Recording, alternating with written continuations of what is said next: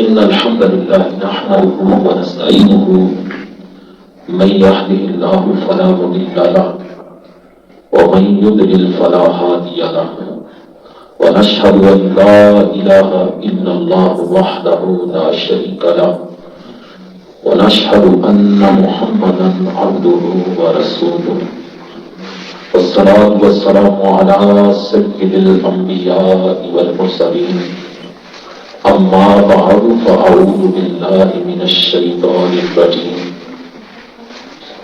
بسم الله الرحمن الرحيم سبحان الذي أسرى بعبده ليلا من المسجد الحرام إلى المسجد الأقصى الذي باركنا حوله لنريه من آياتنا إنه هو السميع البصير وقال رسول الله صلى الله عليه وسلم من كذب علي متعمدا فليتبوأ مقعده من النار وقال رسول الله صلى الله عليه وسلم ما من عبد يخطب خطبة إلا الله سائله عنها ما أراد بها صدق الله وصدق رسوله النبي الكريم الأمين ونحن على ذلك لمن الشاهدين والشاكرين والحمد لله رب العالمين إن الله وملائكته يصلون على النبي يا أيها الذين آمنوا صلوا عليه وسلموا تسليما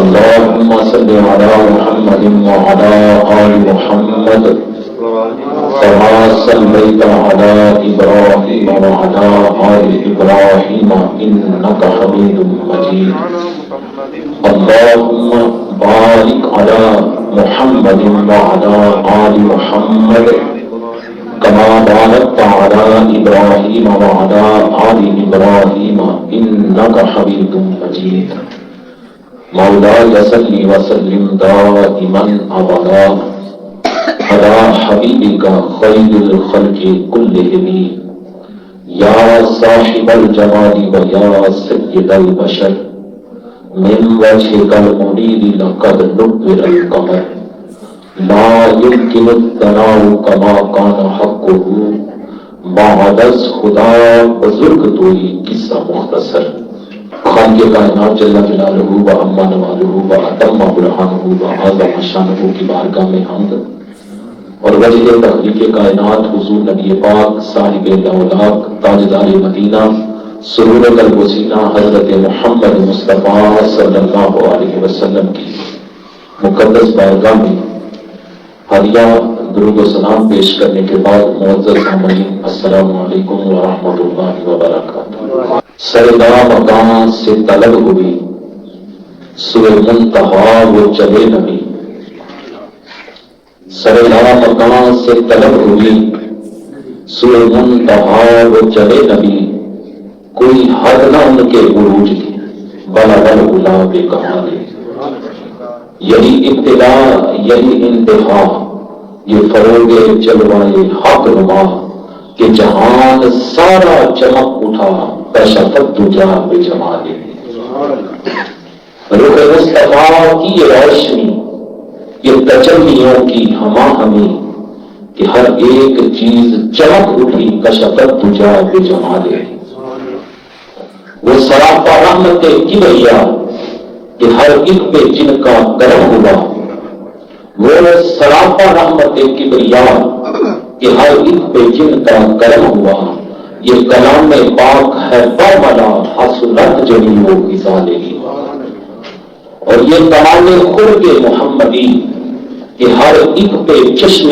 کرم رہی، یہ کمال خلق محمدی کہ ہر ایک پہ چشم کرم رہی، سر حشر نارائے امتی حسنت جمیل و مثالے، اور وہی حق نکل وہی حق نما، وہی حق نکل وہی حق نما، روح مصطفیٰ ہے وہ آئینہ کہ خدائے پاک نے خود کہا صلو علیہ وآلہ، اور میرا دین انبر وارثی بخدا ہے عشق محمدی، میرا ذکر و فکر ہے بس یہی، صلو علیہ وآلہ۔ عزیزان من، آج دن کے وقت چونکہ جمعۃ المبارک کا خطبہ بھی تھا، تو دن کے وقت میں نے آپ کو معراج النبی صلی اللہ علیہ وسلم کا بس منظر بتایا، اور ساتھ مختصراً ہم مسجد اقصیٰ تک ذکر کر سکے۔ میں نے کہا تھا کہ رات کو انشاءاللہ تعالی مسجد اقصیٰ سے آسمانوں کی سیر کا جو سلسلہ شروع ہوا اس سلسلے کی بات کریں گے۔ بات یہاں تک پہنچی تھی، نبی کریم صلی اللہ علیہ وسلم فرشتوں کے جلاؤ میں مسجد اقصیٰ شریف پہنچے، نبیوں کی امامت کی، نماز کے بعد سارے نبیوں نے خطابات کیے، سارے نبیوں کے خطابات کے بعد نبی کریم صلی اللہ علیہ وسلم نے خطاب فرمایا۔ پھر حضرت ابراہیم علیہ السلام نے دوبارہ کھڑے ہو کے کہا کہ یہی وہ بات ہے جس کی وجہ سے محمد کریم صلی اللہ علیہ وسلم کو اللہ تعالیٰ نے سب بے فضیلت دی۔ ایک بات آپ ذہن میں رکھیں، ہمارا یہاں بیٹھنا اور میرا یہ گفتگو کرنا الحمدللہ یہ کوئی رسمی بیٹھک نہیں، رسمی گفتگو نہیں، بالکل غیر رسمی چیزیں میں آپ کو بتانا چاہتا ہوں۔ آپ آئے ہیں تو کوشش کریں کہ ہم کچھ لے کے جائیں، اور کچھ نہیں تو کم از کم کچھ انفارمیشن جو آپ کو اس کتاب سے ملے اسے اپنے دل و دماغ میں محفوظ کیجیے گا۔ معراج کی رات نبی کریم صلی اللہ علیہ وسلم جب بیت المقدس سے باہر نکلے تو آپ کریم صلی اللہ علیہ وسلم کے لیے جنت سے سیڑھی لائی گئی۔ آپ صلی اللہ علیہ وسلم اس پر آسمان دنیا کی طرف چڑھے، پھر وہ سیڑھی آسمان دنیا پر رکھی گئی تو آپ کریم صلی اللہ علیہ وسلم اس پر دوسرے آسمان کی طرف چڑھے۔ اسی طرح باری باری 7 آسمانوں اور ان سے اوپر تک عروج فرمایا۔ آسمانوں پر نبی کریم صلی اللہ علیہ وسلم نے انبیاء کرام سے ملاقات کی، وہ انبیاء جو مسجد اقصیٰ میں حضور کے مقتدی تھے، حضور کریم صلی اللہ علیہ وسلم سے پہلے بیت المقدس سے آسمانوں کی طرف آپ صلی اللہ علیہ وسلم کی تعظیم و تکریم کی خاطر چڑھ رہے تھے تاکہ وہاں دوبارہ حضور صلی اللہ علیہ وسلم کا استقبال کر سکے۔ حضور کریم صلی اللہ علیہ وسلم کی پہلے آسمان پر حضرت آدم علیہ السلام، دوسرے آسمان پر حضرت یحییٰ علیہ السلام اور حضرت عیسیٰ علیہ السلام، تیسرے آسمان پر حضرت یوسف علیہ السلام، چوتھے آسمان پر حضرت ادریس علیہ السلام، پانچویں آسمان پر حضرت ہارون علیہ السلام، چھٹے آسمان پر حضرت موسیٰ علیہ السلام، اور 7ویں آسمان پر حضرت ابراہیم علیہ السلام سے ملاقات ہوئی۔ نبی کریم صلی اللہ علیہ وسلم جب کسی نبی سے ملاقات کرتے تو حضرت جبریل امین علیہ السلام ان نبیوں کا تعارف کرواتے۔ حالانکہ جمعے کے دوران میں نے آپ کو بتایا کہ حضور کریم صلی اللہ علیہ وسلم نے فرمایا کہ میں نے ان نبیوں کو پہچانا، لیکن جب اوپر جا رہے ہیں تو جبریل امین علیہ السلام تعارف کروا رہے ہیں کہ یہ فلاں نبی ہیں، یہ فلاں نبی ہیں، یہ فلاں نبی ہیں۔ اچھا، معراج کی رات آسمانوں پر جبریل امین علیہ السلام حضور کریم صلی اللہ علیہ وسلم کو انبیاء کا تعارف کیوں کروا رہے تھے؟ حالانکہ حضور فرماتے ہیں کہ میں نے انہیں بیت المقدس میں پہچانا، یہ تعارف کیوں جبریل امین کروا رہے ہیں؟ سنیے، یہ بات مرکات میں لکھی ہوئی ہے، حکمت کہ وجہ کیا ہے۔ وہی محبوب جو بیت المقدس میں نماز پڑھانے سے پہلے سارے نبیوں کو پہچان لگے، لیکن جب آسمانوں پہ ملاقات ہو رہی ہے تو جبریل باقاعدہ تعارف کروا رہے ہیں کہ یہ فلاں نبی ہیں، یہ فلاں نبی ہیں، یہ فلاں نبی۔ وجہ کیا؟ وقال نبینا علیہ السلام کان فی الاستدراک التام۔ مولا علی قاری لکھتے ہیں کہ ہمارے نبی پاک صلی اللہ علیہ وسلم اللہ پاک کی ملاقات کی تمنا میں کامل طور پر استدراک میں، اور کوئی چیز سوچی بھی نہیں، صرف اللہ کے دیدار کی طرف ہی اور اسی طرف سے حضور مستغرق ہے۔ وقال نبینا علیہ السلام کان فی الاستغراق الثانی مشاہدۃ المرام غافلا عن الانام کما اشاء الیہ سبحانہ، صرف مقصد عظیم رب کا مشاہدہ کرنا تھا، آپ مخلوق کی طرف توجہ کرنے سے غافل تھے، جیسا کہ رب تعالیٰ نے فرمایا ما زاغ البصر وما طغى حتى احتاج فيه، جیسا اللہ نے فرمایا کہ آنکھ نہ کسی کی طرف پھری اور نہ حد سے گئی، حتی احتاج فی کل من المقام الى تعلیم جبریل علیہ السلام، اسی وجہ سے جبریل امین علیہ السلام حضور کو بار بار متوجہ کرتے رہے کہ یہ فلاں نبی ہے، دھیان رب کے مشاہدے کی طرف تھا، بار بار جبریل امین کہتے کہ یہ فلاں نبی ہے، ان سے انہیں سلام کریں، یہ فلاں نبی ہے انہیں سلام کریں، کیونکہ حضور اللہ کے مشاہدے کی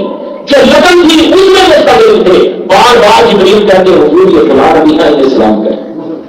اللہ اکبر، اس بات کی آپ کو سمجھ آ گئی کہ وہ محبوب جو بیت المقدس میں سارے نبیوں کو پہچان رہے ہیں، جب آسمانوں پہ گئے ہیں تو جبریل کیوں تعارف کروا رہے تھے؟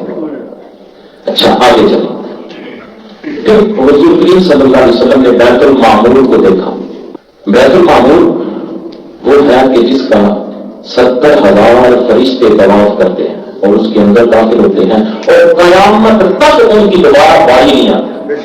کچھ تو تفسیر میں لکھا ہے کہ سدرہ ایک بیری ہے، مختصراً میں آپ کو سارا خاکہ آپ کے سامنے رکھتا ہوں، ضروری چیزوں کی وضاحت کروں گا۔ سدرہ بیری کا ایک درخت ہے جس کی جڑیں چھٹے آسمان میں اور تنا 7ویں آسمان میں ہے۔ جو سدرہ ہے 7ویں آسمان اور اس سے اوپر والوں کے درمیان وہ برزخ ہے، نیچے سے جو چیز اوپر چڑھتی ہے وہ سدرہ سے اوپر نہیں جا سکتی، اور اوپر سے جو چیزیں نیچے آتی ہیں وہ سدرہ سے نیچے نہیں آ سکتی۔ اب سنیے آپ کو میرے آقا کریم صلی اللہ علیہ وسلم کا مقام کیا ہے، اور میرے اور آپ کے آقا کریم صلی اللہ علیہ وسلم شب معراج جاتے ہوئے سدرہ سے اوپر گئے اور واپسی میں سدرہ سے نیچے بھی آئے۔ اس سے معلوم ہوا کہ ہر مخلوق کی ایک حد ہے اور تمام مخلوق میں صرف محمد کریم صلی اللہ علیہ وسلم اپنے مالک کی ایسی منفرد تخلیق ہے کہ جن کی شان یہ ہے کہ آپ جب نیچے سے اوپر گئے تو نیچے والوں کی حد توڑ دی، اور جب اوپر سے نیچے آئے تو اوپر والوں کی حد توڑ دی۔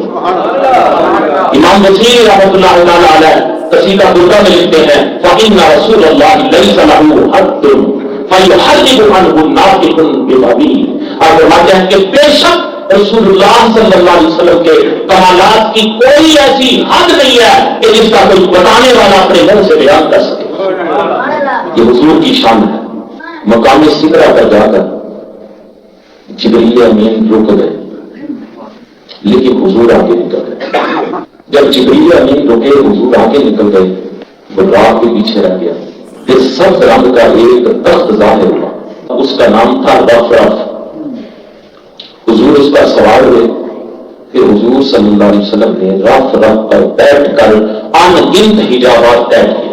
نبی کریم صلی اللہ علیہ وسلم نے فرمایا کہ میں حجاب کبریا کے جب نزدیک ہوا تو آواز آئی اے میرے حبیب گزر جائے۔ حضور فرماتے ہیں کہ اس آواز کے سنتے ہی میں نے خیال کیا تو حجاب کبریا سے پار ہو گیا۔ حضور فرماتا ہے اس کے بعد میں خطاب سنتا تھا ادنو منی ادنو منی، میرے نزدیک آ جائیے، میرے نزدیک آ جائیے۔ جب یہ خطاب ہوتا حضور فرماتے ہیں میں ایک قدم اٹھاتا تو ایک قدم سے اتنا فاصلہ طے ہوتا جتنا کہ زمین سے وہاں تک، اور 1000 مرتبہ ادنو منی کا میں نے خطاب سنا، اور ہر خطاب پر میں نے ایک قدم اٹھایا، یہاں تک کہ مقام دعا کے مرتبہ سے مشرف ہوا، وہاں سے فتح اللہ پر ترقی پائی، اور وہاں سے فقانا قاب قوسین کے خلوت خانہ میں پہنچا، پھر اوحا الی عبدہ ما اوحا کے اسرار و رموز سے مہر میں راز ہوا۔ اب فقانا قاب قوسین او ادنی، تو اس جلوے اور محبوب میں 2 ہاتھ کا فاصلہ رہا، بلکہ اس سے بھی کم۔ ادن و منی کے 1000 کتابات سننے کے بعد سارے فاصلے طے کرتے کرتے کرتے کرتے جب فکانا قاب قوسین کے مقام پہ پہنچے تو قاب قوسین کیا ہے کہ اس جلوے اور محبوب میں 2 ہاتھ کا فاصلہ رہا، بلکہ اس سے بھی کم۔ اس کا ایک اور ترجمہ سنیں تو محبوب اللہ تعالیٰ سے 2 کمانوں کی مقدار قریب ہو گئے، بلکہ اس سے بھی زیادہ۔ اب امام فخر الدین رازی رحمۃ اللہ تعالی علیہ نے تفسیر کبیر میں لکھا ہے، جسے تبیان القرآن میں حضرت علامہ مولانا مفتی غلام رسول سعیدی رحمۃ اللہ تعالی علیہ نے درج کیا ہے۔ اب فرماتے ہیں کہ یہ جو آیت ہے نا فکانا قاب قوسین او ادنی، یہ آیت عرب کے محاورہ کے موافق ہے، کیونکہ 2 سردار عرب کے اندر 2 سردار جب ایک دوسرے سے معاہدہ کرتے تو وہ اپنی دونوں کمانوں کو ملاتے، اور یہ اس بات کی علامت ہے کہ ان کے ہتھیار ایک ہیں۔ اگر کوئی ایک پر حملہ کرے گا تو دونوں اس کے خلاف ہتھیار اٹھائیں، یہ عرب کے اندر ان کا دستور تھا۔ اور بتاتے ہیں کہ اس آیت سے یہ بھی واضح کر دیا گیا ہے کہ اللہ تعالیٰ اور اس کے محبوب صلی اللہ علیہ وسلم کا معاملہ واحد ہے، 2 نہیں بلکہ اللہ اور رسول اللہ صلی اللہ علیہ وسلم کا معاملہ ایک ہے۔ اب اس میں آپ کو قرآن مجید کی چند شہادتیں دیتا ہوں۔ سورہ نساء آیت نمبر 80، جب اطاعت کی بات کی اللہ نے فرمایا من یطیع الرسول فقد اطاع اللہ، جس نے رسول کی اطاعت کی اس نے اللہ کی اطاعت کی۔ جب بیعت کی باری آئی فرمایا ان الذین یبایعونک انما یبایعون اللہ، سورہ فتح آیت نمبر 10، فرمایا بے شک جو لوگ رسول اللہ سے بیعت کر رہے تھے وہ اللہ سے بیعت کر رہے تھے۔ اطاعت بھی رسول کی اور خدا کی ایک، بیعت بھی رسول کی اور خدا کی ایک۔ آگے بات آ گئی ہاتھ کی، فرمایا ید اللہ فوق ایدیہم، ید اللہ فوق ایدیہم، کہ اللہ کا ہاتھ ان کے ہاتھوں کے اوپر ہے۔ اس سے معلوم ہوا کہ نبی کریم صلی اللہ علیہ وسلم کا ہاتھ اللہ کا ہاتھ ہے، یعنی آپ کی قوت اللہ کی قوت، آپ کی عطا اللہ کی عطا، آپ کی مدد اللہ کی مدد ہے۔ جب فعل کی بات آئی سورہ انفال آیت نمبر 17، فرمایا وما رمیت اذ رمیت ولکن اللہ رمی، محبوب آپ نے حقیقتاً کینکریاں نہیں ماری، جب آپ نے ظاہراً کینکریاں ماری تھی لیکن اللہ نے کینکریاں ماری تھی۔ کینکریاں حضور پھینکے، خدا کہے میں نے پھینکی، حضور کا فعل بھی اللہ کا فعل بتایا گیا۔ اس آیت میں واضح طور پہ تصریح ہے کہ حضور کا فعل اللہ تعالیٰ کا فعل ہے۔ 70 انصار صحابہ نے جب مکہ شریف کی گھاٹی میں آ کر اپنی جانوں اور مال کو حضور کے ہاتھ جنت کے عوض فروخت کیا، اور نبی کریم صلی اللہ علیہ وسلم نے جنت کے عوض ان کی جانوں اور مالوں کو خریدا، تو اللہ تعالیٰ نے فرمایا سورہ توبہ آیت نمبر 111، مالک نے فرمایا ان اللہ اشتری من المؤمنین انفسهم واموالهم بان لهم الجنہ، کہ بے شک اللہ نے مومنوں سے ان کی جانوں اور مالوں کو جنت کے بدلے میں خرید لیا۔ اب جنت کا سودا 70 صحابہ سے حضور نے اس گھاٹی میں کیا۔ قرآن بتاتا ہے سودا محبوب نے کیا، لیکن قرآن نے فرمایا کہ اللہ نے مومنوں سے ان کی جانوں اور مالوں کو جنت کے بدلے میں خرید لیا۔ منافقوں نے رسول اللہ صلی اللہ علیہ وسلم کے سامنے اپنا ایمان ظاہر کر کے اپنے ظاہر میں نبی کریم صلی اللہ علیہ وسلم کو دھوکہ دیا۔ اپنے طور پر وہ یہ سمجھتے کہ ہم حضور کو دھوکہ دے رہے ہیں، تو اللہ تعالیٰ نے فرمایا سورہ بقرہ آیت نمبر 9، فرمایا یخادعون اللہ، وہ اللہ کو دھوکہ دیتے ہیں۔ دیکھیں اللہ تعالیٰ کو تو دھوکہ دینا غیر متصور ہے، اللہ کو کوئی دھوکہ دے نہیں سکتا، کیونکہ اللہ تعالیٰ عالم الغیب ہے۔ اس کا معنی یہی ہوگا کہ وہ رسول کو دھوکہ دیتے ہیں، اور اللہ نے فرمایا کہ وہ اللہ کو دھوکہ دیتے ہیں. بس معلوم ہوا کہ رسول اللہ کو دھوکہ دینا اللہ کو دھوکہ دینا. پھر تکلیف پہنچانا، ایذا پہنچانا. سورہ احزاب آیت نمبر 57 فرمایا ان الذین یؤذون اللہ ورسولہ لعنهم اللہ فی الدنیا والآخرہ، کہ بے شک جو لوگ اللہ اور اس کے رسول کو ایذا پہنچاتے ہیں اللہ ان پر دنیا اور آخرت میں لعنت فرماتا ہے. دیکھیں اللہ تعالیٰ کو ایذا پہنچانا محال ہے، اس لیے اس سے مراد رسول اللہ صلی اللہ علیہ وسلم کو ایذا پہنچانا ہے. لہذا نبی کریم صلی اللہ علیہ وسلم کو ایذا پہنچانا اللہ کو ایذا پہنچانا. پھر رضا کی بات آئی، سورہ توبہ آیت نمبر 63 اللہ تعالیٰ نے فرمایا واللہ ورسولہ احق ان یرضوہ، اللہ اور اس کا رسول اس کے زیادہ مستحق ہیں کہ تم اس کو راضی کرو. اس آیت میں اللہ اور رسول دونوں کا ذکر ہے، لیکن یرضوہ میں ضمیر واحد استعمال کی گئی ہے اور یہ بتایا گیا ہے کہ اللہ اور اس کے رسول کی رضا واحد ہے، اور رسول کو راضی کرنا اللہ کو راضی کرنا ہے. اللہ اکبر. میں نے 8 آیات آپ کے سامنے رکھی ہیں جن سے یہ واضح ہوا کہ اللہ تعالیٰ اور اس کے محبوب صلی اللہ علیہ وسلم کا معاملہ واحد ہے، اللہ اور اس کے محبوب صلی اللہ علیہ وسلم کا معاملہ ایک ہے. اب اس چیز کو کعبہ قوسین اور ادنیٰ کی مثال سے واضح کیا ہے کہ دونوں کمانیں انتہائی قریب ہیں. جس طرح دو قبیلوں کے سردار اپنی کمانوں کو ملا کر یہ بتاتے ہیں کہ ایک سے صلح دوسرے سے صلح، ایک سے جنگ دوسرے سے جنگ، ایک سے خیانت دوسرے سے خیانت، ایک سے معاہدہ دوسرے سے معاہدہ، ایک سے عہد شکنی دوسرے سے عہد شکنی ہے، کیونکہ دونوں کا معاملہ ایک ہے، دونوں کا معاملہ واحد ہے.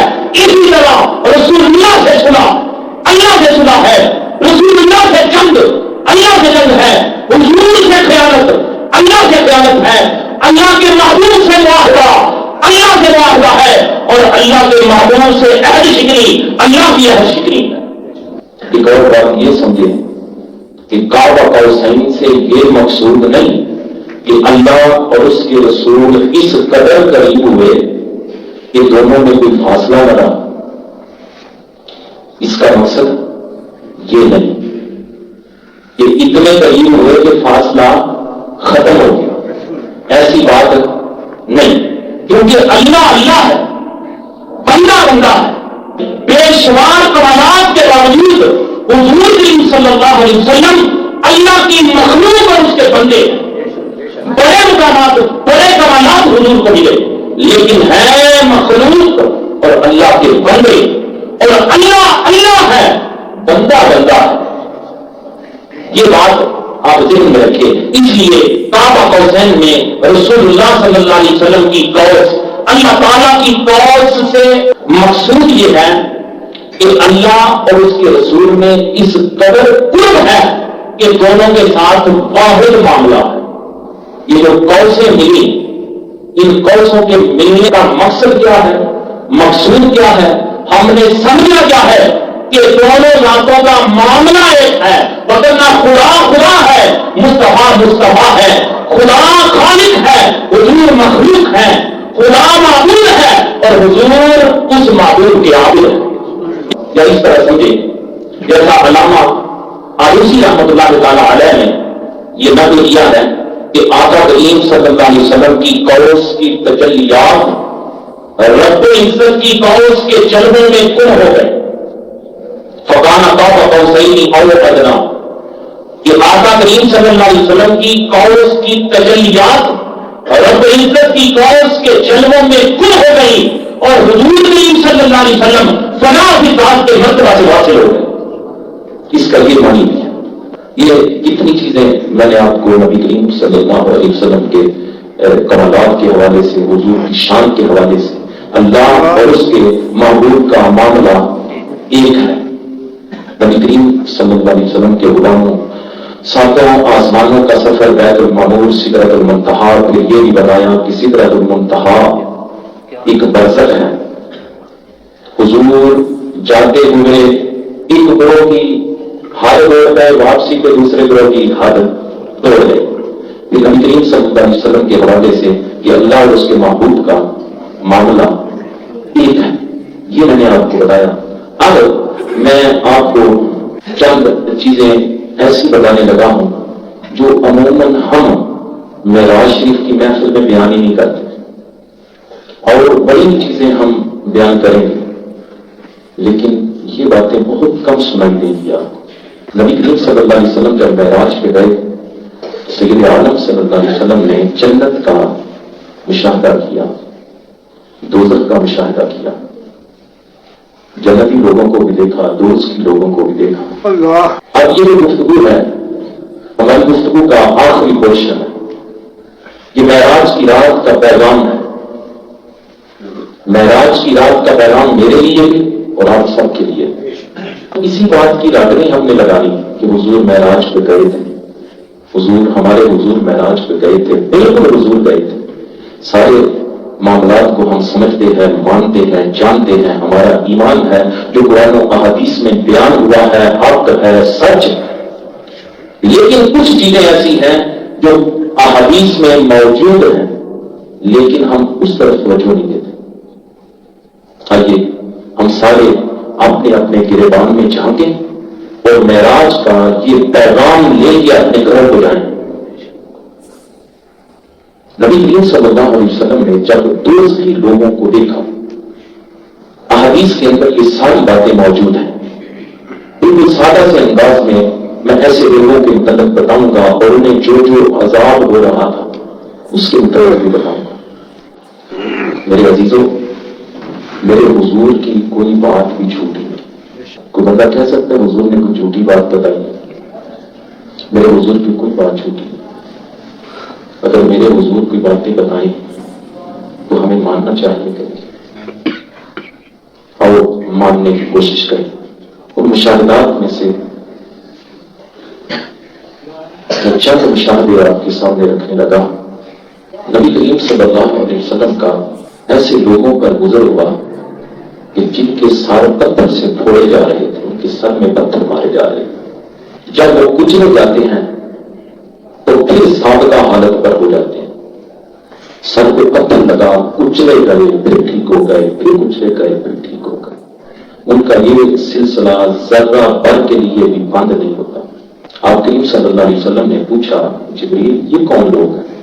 हज़रत जिब्रील अमीन अलैहिस्सलाम ने फरमाया, हुजूर ये वो लोग हैं जो फर्ज नमाज में सुस्ती करते और उसको अपने औकात में अदा नहीं करते और रुकू और सुजूद भी पूरे नहीं करते।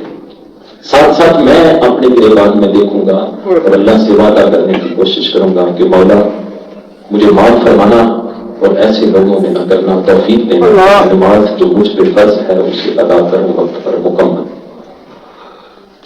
एक बात, एक और लोग हैं जिनके सर पे पत्थर मारा जा रहा है, वो कुचले जाते हैं फिर ठीक होता है, फिर कुचले जाते हैं फिर ठीक होता है कौन लोग जिन्हें ये अज़ाब दिया जा रहा है? ये वो लोग हैं जो फर्ज नमाज में सुस्ती करते हैं, अपने औकात में नमाज का जो वक्त है उसमें अदा नहीं करते, रुकू और सजदे पूरे नहीं करते।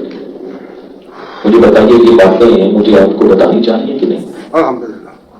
ये अहादीस हैं हुजूर की, हदीसों में मिलती है। जहां दीगर मेराज का वाकया सारे लोग सुनाते हैं, वही ये लिखी हुई है। ये अलग बात है कि हमें सुनाई नहीं जाती। आगे चले, हुजूर करीम सल्लल्लाहु अलैहि वसल्लम ने एक शख्स को देखा जो कुएं में डोल लटकाता है, जब बाहर निकालता है तो उसे पानी से खाली पाता है। डोल लटकाता है, डोल बाहर आता है लेकिन वो खाली होता है। हज़रत जिब्रील अमीन अलैहिस्सलाम ने बताया कि हुजूर ये रियाकार शख्स है जो दिखलावे की इबादत करता है और मेहनत भी करता है, मगर कयामत के दिन इसका सवाब नहीं पाएगा। इबादत करता है लेकिन मकसद ये होता है कि लोग मुझे आबिद समझे, लोग मुझे नेक समझे, लोगों को दिखाने के लिए इबादत करता है, लोगों को दिखाने के लिए जिक्र और अज़कार करता है, लोगों को दिखाने के लिए इबादत करता है, लोगों को दिखाने के लिए सखावत करता है। ये इबादत तो करता है लेकिन दिल में बात यह है कि लोग मुझे सखी करें, लोग मुझे नेक समझे, लोग मुझे इबादत गुजार करें, लेकिन कयामत के दिन वो सवाब नहीं पाएगा। फिर حضور کریم صلی اللہ علیہ وسلم کا ایسے لوگوں سے گزر ہوا، ان کی شرمگاہ کے آگے اور پیچھے چیتے لکھتے ہوئے اور وہ مویشی کی طرح چل رہے ہیں، اور زبون کہتے ہیں تھوڑ کا نہیں ہوتا ہوتا، وہ کانٹے ہوتے ہیں اس پہ، مویشی کی طرح چل رہے ہیں، اور زبون یعنی تھوڑ اور دوزخ کے پتھر کھا رہے ہیں وہ لوگ۔ آپ کریم صلی اللہ علیہ وسلم نے پوچھا جبریل یہ کون لوگ ہیں؟ حضرت جبریل علیہ السلام نے کہا حضور یہ وہ لوگ ہیں جو اپنے مال کی زکات ادا نہیں کرتے اور فقیر و مسکینوں پر رحم نہیں کرتے۔ جس پر زکات فرض ہے اور زکات ادا نہیں کرتا، فقیر و مسکینوں پر رحم نہیں کرتا، وہ سن لے کہ ان کا عذاب یہ ہے جو ابھی میں نے آپ کے سامنے رکھا۔ آپ کے میرے آقا نے معراج کی رات ایسے لوگوں کو ہلاک ہوتے ہوئے دیکھا، تو میرے حضور کا ایسے لوگوں پر گزر ہوا کہ جن کے سامنے ایک ہنڈیا میں پکا ہوا گوشت رکھا ہے اور ایک ہنڈی میں کچا اور سڑا ہوا گوشت رکھا ہے، وہ لوگ اس پکے ہوئے گوشت کو نہیں کھاتے، اس سڑے کچے گوشت کو کھا رہے ہیں اور پکے گوشت کو چھوڑ رہے ہیں۔ نبی کریم صلی اللہ علیہ وسلم نے پوچھا جبریل یہ کون لوگ ہیں جو پکا ہوا گوشت چھوڑ کے سڑے ہوئے گوشت کو کھا رہے ہیں؟ تو جبریل امین علیہ السلام نے کہا حضور یہ آپ کی امت سے وہ مرد ہیں کہ جن کے پاس حلال اور پاکیزہ بیوی ہو اور پھر غیر عورت کے پاس جائے شاباشی کرے، اسی طرح یہ وہ عورت ہے جو اپنے حلال اور پاکیزہ خاوند کے ہوتے ہوئے کسی غیر مرد کے پاس جائے اور اس کے ساتھ برا کرے۔ یہ کون لوگ ہیں؟ زانی لوگ۔ معراج کی رات کا یہ بھی پیغام ہے۔ معراج کی رات صرف خوشی منانے کا نام نہیں، معراج کی رات اپنے گریبان میں جھانکنے کا بھی نام ہے۔ پھر حضور کا ایسے لوگوں پر گزر ہوا جن کے ہونٹ اونٹوں کی طرح ہے، وہ آگ کی چنگاریاں کھا رہے ہیں۔ جب وہ آگ کی چنگاریاں کھاتے ہیں تو چنگاریاں ان کے پیٹ کو جلاتی ہوئی نیچے نکل جاتی ہیں، اسی طرح وہ کھائے جا رہے ہیں، چنگاریاں پیٹ کو جلاتی ہوئی نیچے نکل جا رہی ہیں، اسی طرح یہ سلسلہ جاری ہے۔ حضور نے پوچھا جبریل یہ کون لوگ ہیں؟ تو جبریل امین نے کہا حضور یہ وہ لوگ ہیں جو یتیموں کا ناحق مال کھاتے۔ یہ معراج کے مشاہدے ہیں جو عموماً ہمیں سنائی نہیں جاتے، ہمیں وہ باتیں سنائی جاتی ہیں جن پہ آپ لوگ خوش ہو کے پیسے پھینکتے، نوٹ نچھاور کرتے، ہم سے نعرے لگوانے کے لیے وہ باتیں بیان کی جاتی ہیں جن سے ہم راضی ہیں، لیکن ایسی باتیں بہت کم بیان کی جاتی ہیں، یہ کس نے بیان کرنی ہے؟ کہ حضور کا ایسے لوگوں پر گزر ہوا جو سر عام سوریوں پر لٹکائے جا رہے ہیں، سر عام سوریوں پر لوگوں کو لٹکایا جا رہا ہے، اور وہ سوریاں ایسے کانٹے ہیں ان سوریوں پر کہ راہ جانے والے کے جسم اور لباس کو نوچ لیتی ہیں۔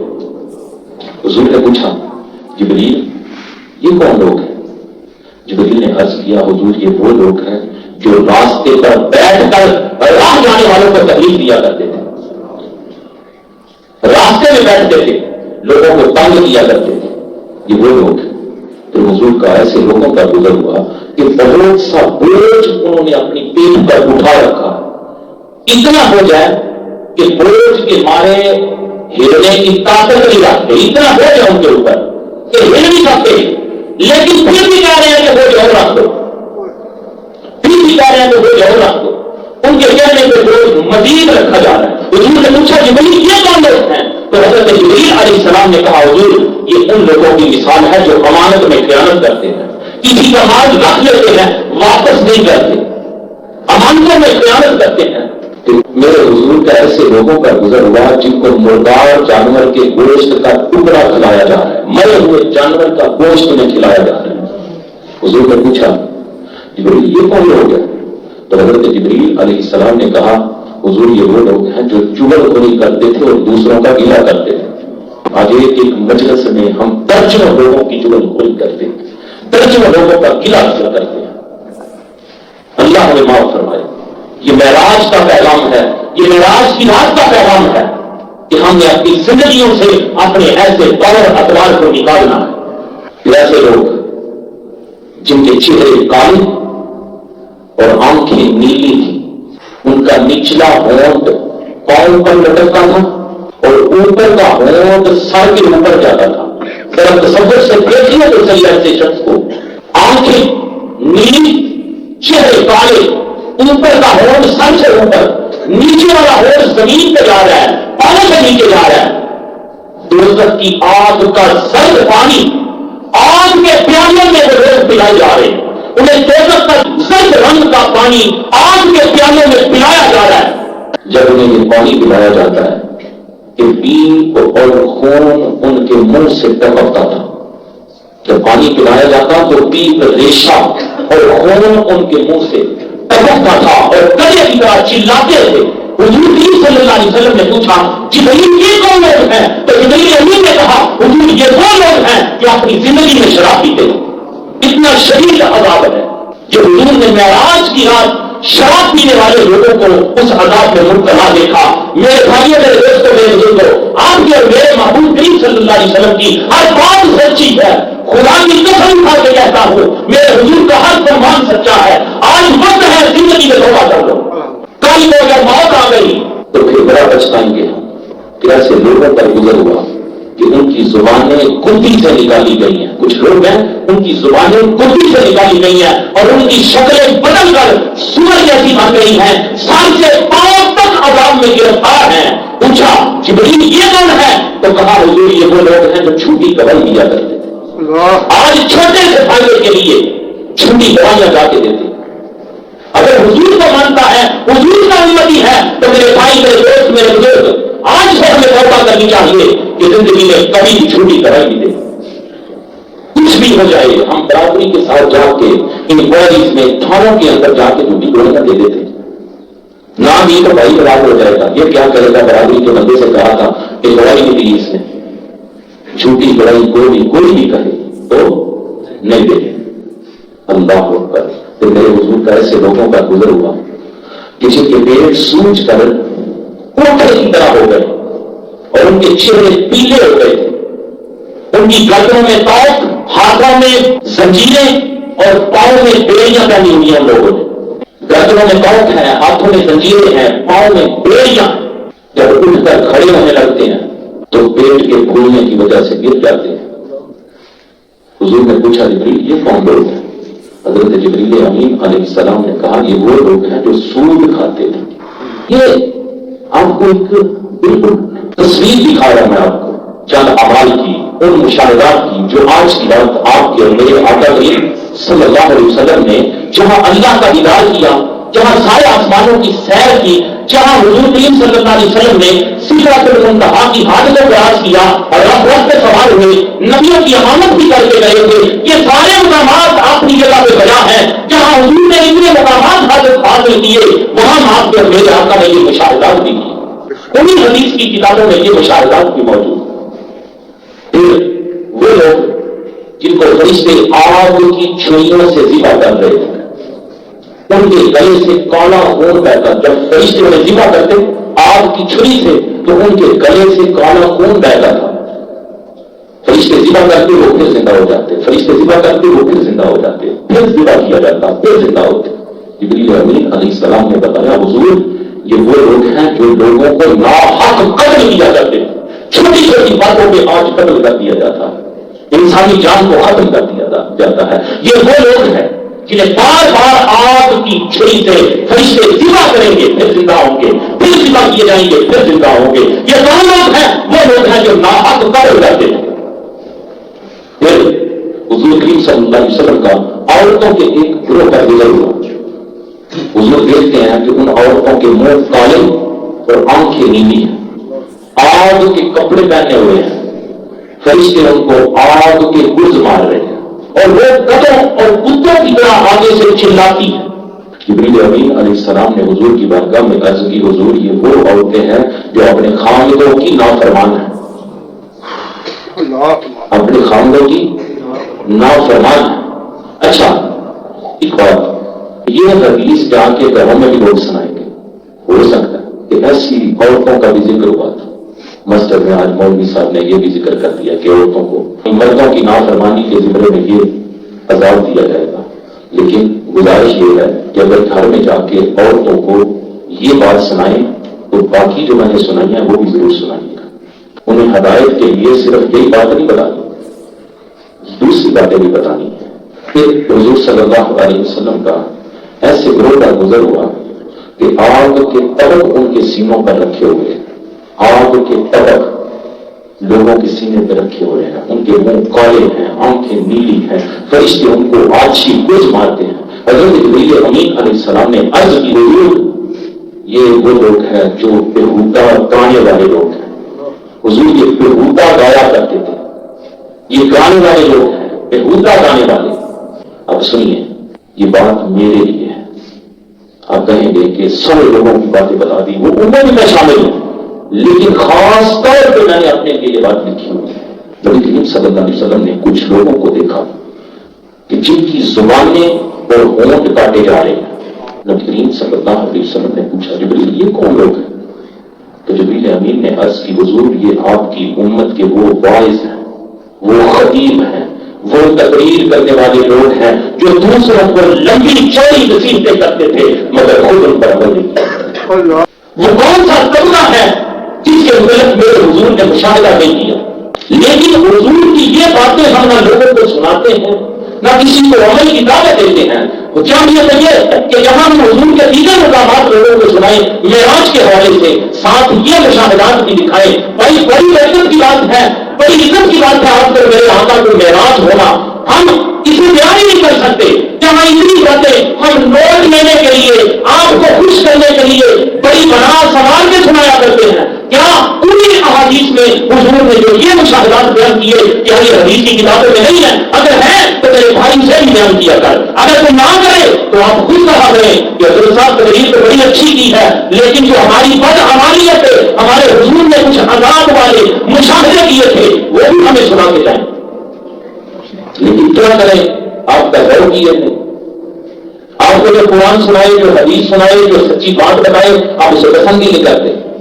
آپ اسے پسند کرتے ہیں جو ترنم میں آپ کو شعر سنائے، جو ترنم میں آپ کو ہو سکتا ہے جھوٹ سنا کے چلا جائے، لیکن آپ اس پہ پیسے نہیں شامل کریں گے۔ بھائی پیسوں کا تقریر کے ساتھ کیا کر لو گا؟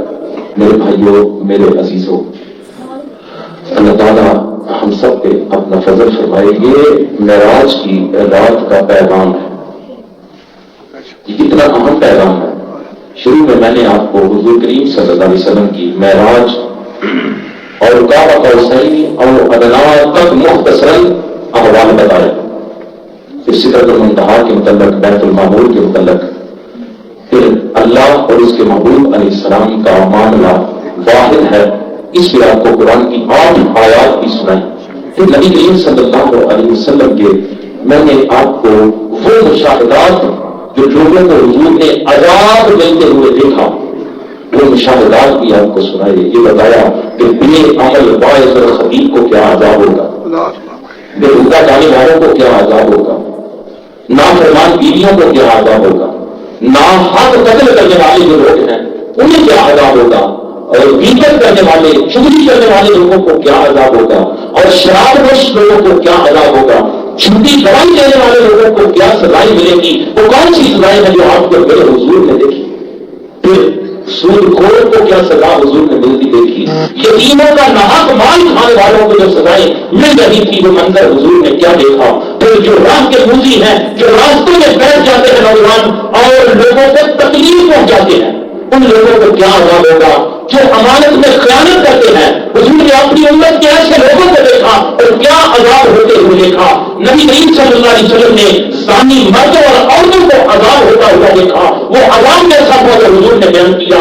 پھر جو زکات جن پہ فرض ہے لیکن زکات نہیں دیتے، زکات کے قائل ہیں، ایسے لوگوں کو کیا عذاب ہوتا دیکھا حضور نے۔ جو عبادت کو کرتے ہیں، سخاوت کرتے ہیں، بڑے نیک کام کرتے ہیں، لیکن مقصد یہ ہوتا ہے کہ لوگ مجھے سخی کہیں، لوگ مجھے نیک کہیں، لوگ مجھے عبادت گزار کریں، اللہ کی رضا مقصد نہیں ہوتا، ریاکاری مقصد ہوتا ہے۔ ایسے لوگوں کو جب آپ کو میرے حضور نے معراج کی رات دیکھا تو انہیں کون سا عذاب ہو رہا تھا۔ پھر جو لوگ نمازوں میں سستی کرتے ہیں، نمازوں کو ان کے وقت میں ادا نہیں کرتے، ایسے لوگوں کو کیا عذاب ہوتا ہوا آپ جو میرے آقا کریم صلی اللہ علیہ وسلم نے دیکھا۔ میرے بھائیوں، امید کرتا ہوں انداز بیاں اگرچہ بہت شوق نہیں ہے، شاید کہ میرے دل میں اتر جائے میری بات۔ سبحان ربک رب العزۃ عما یصفون وسلام علی المرسلین والحمد للہ رب العالمین۔